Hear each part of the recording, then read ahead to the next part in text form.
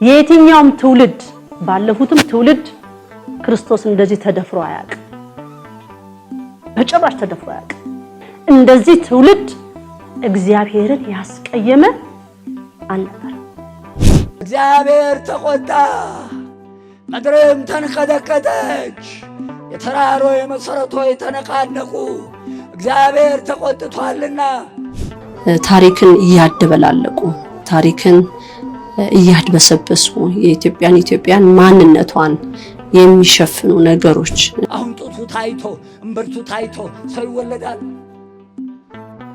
ይወለዳል ስልጣኔ ነው ሰይጣኔ ነው እየተማርን ነው በስመ አብ ወወልድ ወመንፈስ ቅዱስ አሐዱ አምላክ እንኳ አብጽሐክሙ አብጽሐነ ለጾመ ጽጌ የተሰወረ ትውልድ የተገለጠ ፍርድ ይመጣበታል።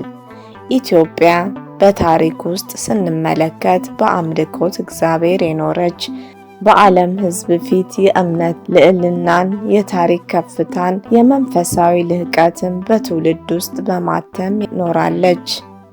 ነገር ግን ዛሬ በሀገራችን የሚታየው ወቅታዊ ሁኔታ ከትውልዱ ማን አስተዋለ በሚል ርዕስ የማቀርበው አነ ወለተ መድን እትባሃል። እስከ ፍጻሜው አብረውን ይቆዩ። የተሰወረ ትውልድ የተገለጠ ፍርድ ይመጣበታል። የትኛውም ትውልድ ባለፉትም ትውልድ ክርስቶስ እንደዚህ ተደፍሮ አያውቅ በጭራሽ ተደፍሮ አያውቅ መጽሐፍ ቅዱስን ብናገላብጠው ብናነበውም ታሪክን ቢነገረን እንደዚህ ትውልድ እግዚአብሔርን ያስቀየመ አልነበር። ሐሰት በነገሰበት ዓለም ላይ እውነትን ይዘህ መኖር አትፍራ። ሐሰተኞች ተዋግተው እንጂ አሸንፈው አያውቁም። የኢትዮጵያ ሕዝብ ሆይ ዛሬ ላይ የሚታዩና የሚደርሱት ማህበራዊና ኢኮኖሚያዊ ቀውስ እንዲሁም የድህረ ገጽ ነውጦች መንስኤው ምን እንደሆነ ሁሉም በእግዚአብሔር ፊት ለፍርድ ይቀርባሉ። እዚህ መንፈሳዊ ህይወት ስመጣ እንዳልኩት ባሻ ገብቼ ወይም ደግሞ ጥሬ የቆረጠምኩ ወደዚህ አምጣኝ ብዬው አይደለም ራሱ ፈልጎና መርጦ ነው ያመጣኝ እና ህዝብህን እንዳላስተብህ ብዬ በተደጋጋሚ ለምናለሁ ማለት ነው። ምክንያቱም ከእግዚአብሔር መልእክት አንድ ሰው ይዞ መጥቶ ሊዋሽ አይችልም ማለት ነው። ከእግዚአብሔር ነው ካለ ከእግዚአብሔር ነው። እንግዲህ ምልክትን ማየት የምንፈልግ ሰዎች አሉ። እኔ ጋር ደግሞ ምልክቶችን ማሳያችሁ ነገር የለም። መልእክቱ ነው 4 ነጥብ። ያ ደግሞ ነው አይደለም ለሚለው ነገር ደግሞ እያንዳንዱ ክርስቲያን ተንበርክኮ በጸሎት መጠየቅና የህዝብ መከራ፣ ጦርነት ዜና፣ የኑሮ ውድነት ቀንበር፣ የተለያዩ ማህበራዊ፣ ሃይማኖታዊና ፖለቲካዊ ቀውሶች መሽቶ በነጋ ቁጥር እየተፈጠሩ ያሉት ትውልድ ታሪኩንና እምነቱን ስለረሳ ነው። ሌላው ማስጠነቀቃችሁ እናቶቻችን ቀሚሳችሁን ተጠንቀቁ። የእናቶቻችን ቀሚስ የመስቀሉ ጥልፍ ከንብርታቸው አልፎ አያውቅም። ተዘቅዝቆ እግር ላይ ቆርጣችሁ ወደ ላይ አዙሩት ነግሬያለሁ። መስቀል እየተርገረ ጫማችሁን መርምሩ፣ ምንጣፋችሁን መርምሩ። ትውልድ ከራሱ ታሪክና ሃይማኖት በራቀ ጊዜ ረድኤተ እግዚአብሔር ይለየዋል። ሀገር በጠላት ምርኮ ግዞት ውስጥ ይወድቃል።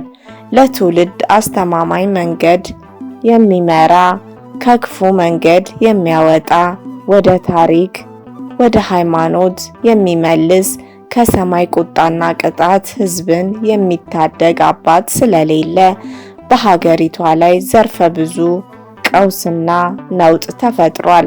እግዚአብሔር በኢትዮጵያ ላይ ለሀገሪቷ ትንሣኤ ለህዝቡ በረከት ይሆን ዘንድ ንግሥተ ነገሥታት እህተ ማርያም ዘኢትዮጵያን ሲመርጥ የሚቀበል ህዝብ ስለጠፋ በሀገሪቷ ላይ የሚደርሰው መከራ የሚከሰተው የተፈጥሮ አደጋ አልታዘዝ ያለ ትውልድ የቅጣት ምልክት ነው። ግን መች እናስተውል?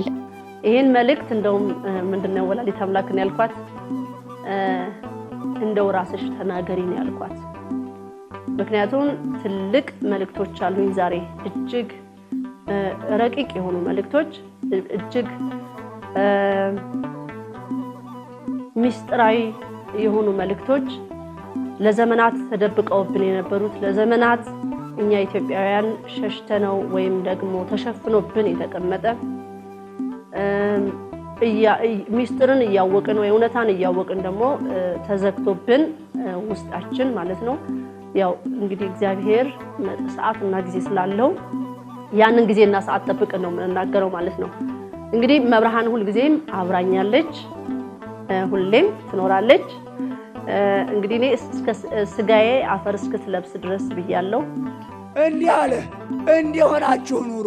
በእናንተ ምክንያት ባኗኗሯችሁ፣ በደግነታችሁ፣ በአካባቢያችሁ ያሉ ሰዎች እናንተንም ሃይማኖታቸው የቀና ቢሆን ነው እንጂ እነሱ የሚያምኑትን አምላክ እንመን፣ በእነሱ ሃይማኖት እንኑር ብለው ወደ እናንተ ሲመጡ እናንተም አምላካችሁን ታመሰግናላችሁ። ሕዝቤ ከክፉ መንገድ ቢመለሱ እኔ ከሰማይ ሰማለሁ፣ ኃጢአተኛውንም ይቅር እላለሁ፣ ምድራቸውንም እፈውሳለሁ።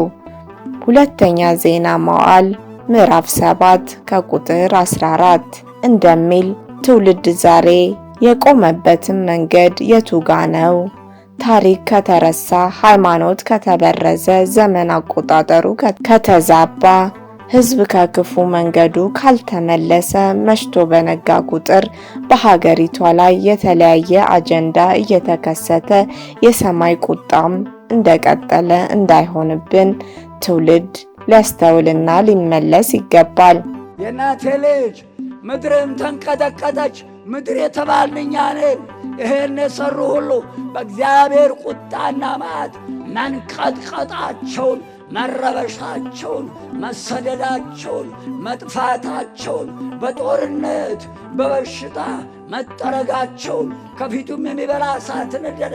ቁጣና መቅሰፍቱን በእሳት መስሎ ተናግሮታል። ዛሬ ወጣቱ ትውልድ በዘመናዊ ቴክኖሎጂ አማካኝነት መልካሙንም መጥፎውንም እየተመገበ ቢሆንም ግን መልካሙን ከክፉ መለየት ግን አልቻለም።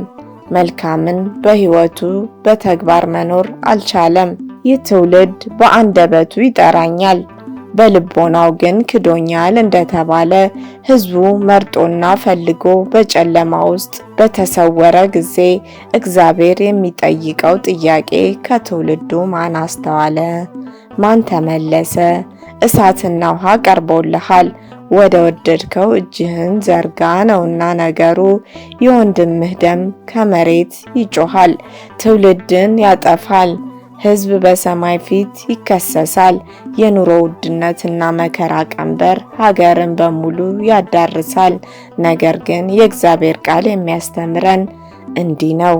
ሕዝቤ ከክፉ መንገድ ቢመለስ እኔ ከሰማይ ሰማዋለሁ፣ ኃጢአትንም ይቅር እላለሁ፣ ምድሪቱንም እፈውሳታለሁ ይላልና።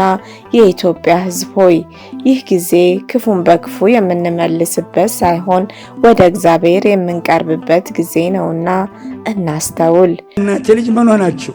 እስቲ ጭንቃ አማላጇ በሏታ። እስቲ እንደ ቀድሟችሁ ፈጥኖ ደራሿ እስቲ ጥሯታ። በዛ በቋንቋችሁ የብርሃኔ እናት በሏታ። እስቲ እንደ ድሯችሁ እማዋይሽ እስቲ ጥሯት እንደ ቋንቋችሁ። እንባችንን አብሽ በሏታ። ምን ነው አትጨክንም እኮ እሷ ርኅሩኅ ናት እኮ። ልጇ ርኅሩኅ፣ እሷ ርኅሩኅ። እግዚአብሔር ሕዝቡን ይቅር ይላል። እግዚአብሔር ቅጣትን ከሀገር ያነሳል። እግዚአብሔር በፍቅርና በሰላም ኢትዮጵያንና ሕዝቧን በከፍታ ላይ ያኖረናል። ያለበለዚያ ግን የሰማይ ፍርድ ይቀጥላል። ከምድር ስቃይ የሚያድነን ማንም አይኖርም። ትውልድ ሆይ ወደ እግዚአብሔር በንስሐ ተመልሰን ተዋህዶን በተግባር እንኖር እያልኩኝ ለዛሬ በዚሁ ፈጸምኩኝ። ወስብሐት ለእግዚአብሔር ወለወላዲቱ ድንግል ወለመስቀሉ ክቡር። የመሐረነ ወይሰሃለነ በርትዕት ተዋህዶ ሃይማኖት ያጽናነ ለይኩን።